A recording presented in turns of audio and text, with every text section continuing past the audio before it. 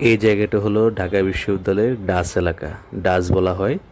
দেখেন একেবারে প্রাকৃতিক পরিবেশ, গ্রামের মতো গাছগাছালি আছে।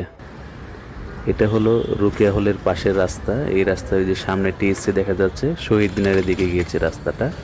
এটা হলো রোকেয়া হলের আরেক পাশের রাস্তা, সামনে লাইব্রেরি আছে। এটা হলো রোকেয়া হলের বরাবর যে রাস্তাটি, এই রাস্তাটি গিয়েছে নীলক্ষেতের দিকে। আমরা আজকে ঢাকা বিশ্ববিদ্যালয়ের যে গুরুত্বপূর্ণ এলাকাগুলো আছে সেগুলো আমরা দেখাবো।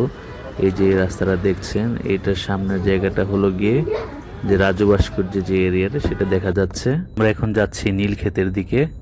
আসলে ঢাকা বিশ্ববিদ্যালয়ে যদি গাড়ি চলাচলের অংশটাকে আমরা বাদ দিই, তাহলে কিন্তু এটা একটা গ্রামীণ পরিবেশের মতো ছায়া সুনিবিড়। চারপাশে দেখেন অনেক গাছ আছে।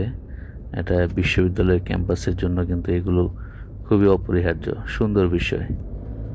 মানুষ যাচ্ছে, ঢাকা শহরের যে বিভিন্ন প্রান্ত থেকে মানুষ এই বিশ্ববিদ্যালয়ের ভেতর দিয়ে যাতায়াত করছে। এর একটি কিন্তু এই নীলক্ষেতের এই রাস্তাটা, এখান দিয়ে ঢাকা শহরের বিভিন্ন এলাকা থেকে মানুষ আসা যাওয়া করে। আমরা এখন ডান পাশে যে গেটটি দেখতে পাচ্ছি, এটি হলো কলা ভবনের যে প্রবেশপথ সেটি। আমরা এখন এই সড়কটি ধরে আমরা কলা ভবনের দিকে এগিয়ে যাব। নীলক্ষেতের রাস্তা থেকে আমরা চলে যাচ্ছি কলা ভবনের দিকে।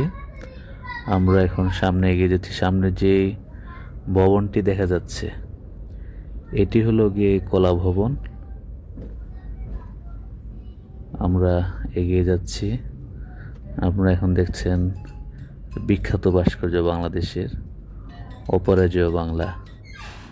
অপরাজেয় বাংলার পাশ দিয়ে আমরা এখন চলে যাব এই যে কলা ভবনের একেবারে মূল ফটক যেটা বলা হয়, যে ভবনটার, এই যে কলা ভবন দেখা যাচ্ছে, এটি দিয়ে আমরা এখন সামনের দিকে এগিয়ে যাব।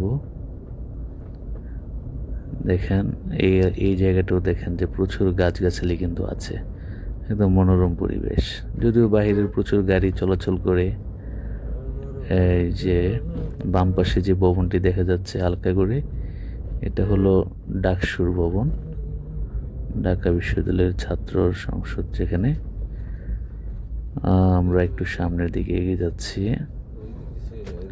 ডাকসু ভবনটা দেখা যাচ্ছে। যে সামনে এখন যে ভবনটি দেখা যাচ্ছে এটা হলো কেন্দ্রীয় লাইব্রেরি, ঢাকা বিশ্ববিদ্যালয়ের কেন্দ্রীয় যে পাঠাগার। এখানে ছোট্ট দোকান আছে। এরকম অনেক দোকান কিন্তু ঢাকা বিশ্ববিদ্যালয়ে আনাচে কানাচে আছে। ঢাকা বিশ্ববিদ্যালয়ের শিক্ষার্থীরা এবং বহিরাগত অনেকেই এইসব দোকানে খেতে আসেন, কম দামে পাওয়া যায় খাবার।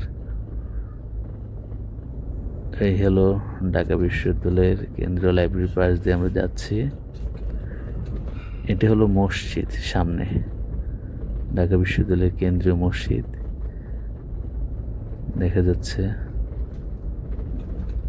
আসলে ঢাকা বিশ্ববিদ্যালয় একটা বিশাল এরিয়া নিয়ে গড়ে উঠেছে। যারা বিশ্ববিদ্যালয়টি দেখেন না, তারা অনেকে বিশ্ববিদ্যালয় সম্পর্কে জানতে চান, তাদের জন্য ভিডিওটিতে ঢাকা বিশ্ববিদ্যালয়ের গুরুত্বপূর্ণ জায়গাগুলো সংক্ষেপে তুলে ধরলাম।